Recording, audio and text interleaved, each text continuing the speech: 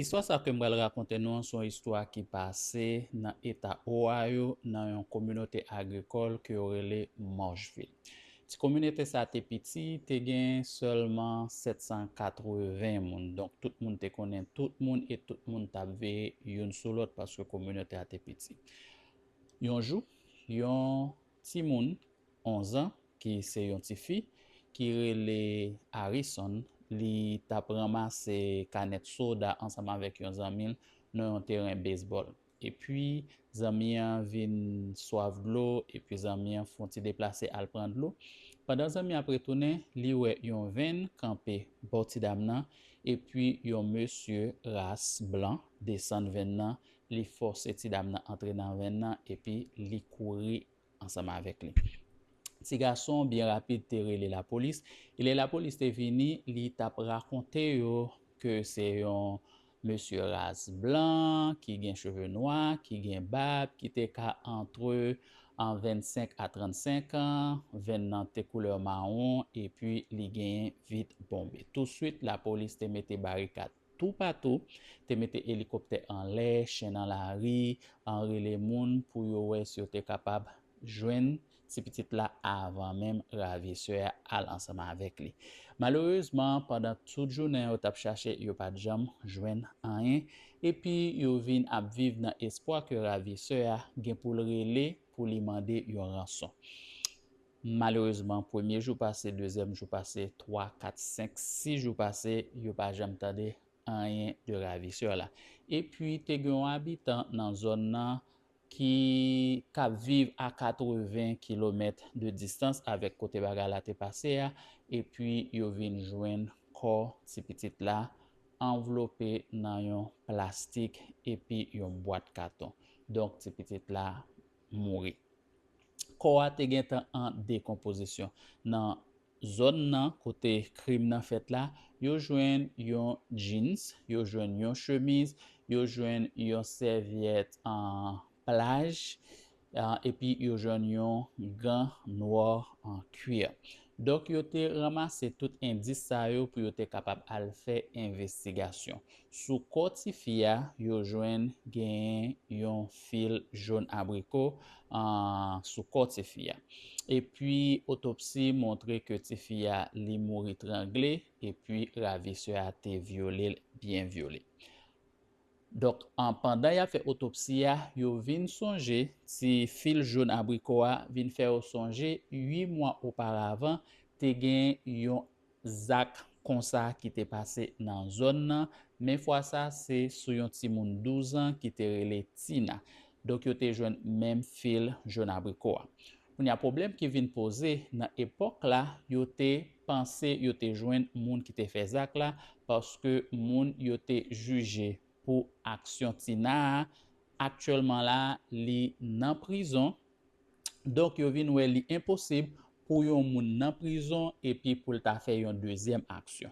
Qu'on y a question que y a posé tête yo, est-ce que gagne deux moun différents qui fait deux actions qui totalement indépendants yon ak l'autre ou du moins est-ce que moun qui vraiment te fait action toujours dans la rue a courir, est-ce que gagne un innocent qui nan prison? C'est toute question ça que yo t'a posé, yo pas ka joindre réponse. En pile investigation faite un an passé, yo pas jam ka joindre réponse, yo pas jam ka connaît qui moun qui touye li Harrison.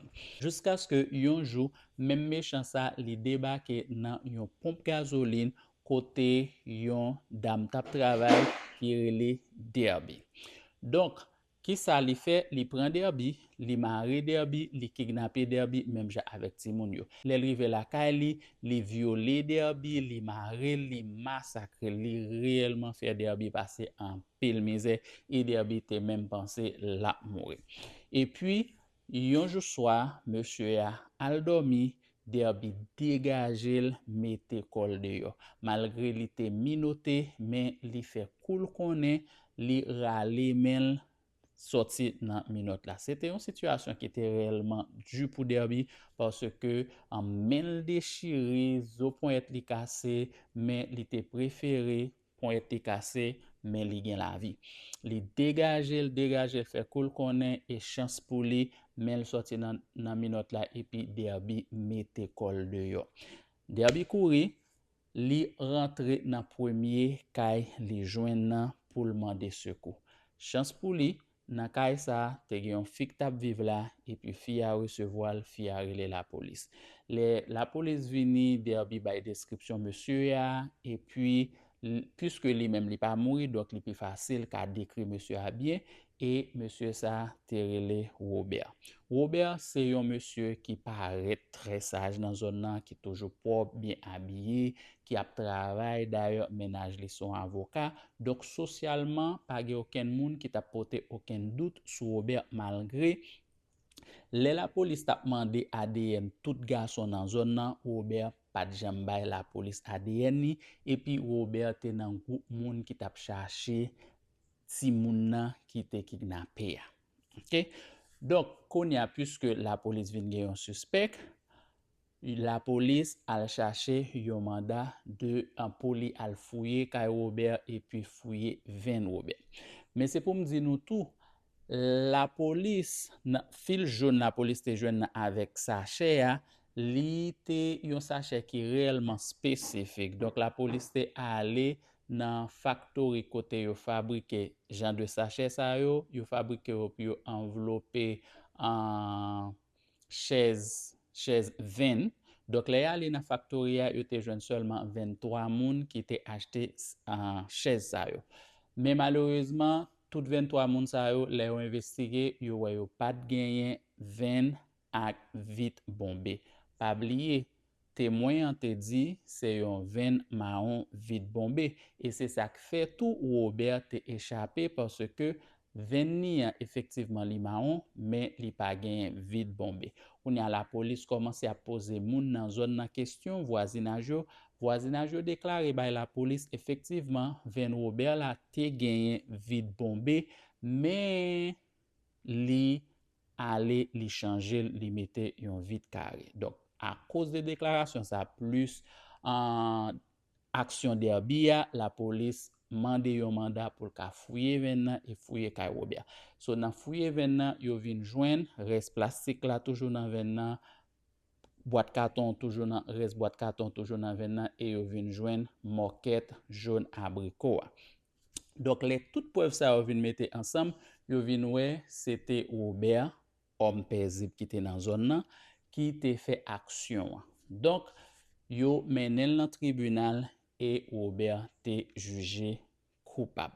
Robert te condamné pour te mourir sous chaise électrique. Ça arrivé grâce avec courage Derby te gagné. Pour Derby, li dit lui-même, li pas senti tête li comme une victime, mais yon moun que bon Dieu utilisé pour yote capable arrêter Robert. Et Robert te mouru le 4 avril 1986. Soit 2 ans après action que li te fin fait sous li Harrison. Nous même qui c'est parents qui vivent aux États-Unis, pour que ça me vienne avec histoire ça pour nous, c'est pour nous capable prendre précaution avec timoun yo, les nous laguer yo, de yo nous besoin surveiller yo, parce que gen en pile moun qui fait timoun méchanceté, qui utilise naïveté timoun yo pour yo attirer yo et puis faire méchanceté. Fait en pile attention. Nous gain plus histoire comme ça n'a bien pour nous raconter yo. Tout ce besoin faire c'est abonner avec channel là pour capable joindre plus histoire sur crime qu'a fait aux États-Unis. Sous terrain mail, bay un like et puis quitter un commentaire, n'a joindre dans une prochaine vidéo.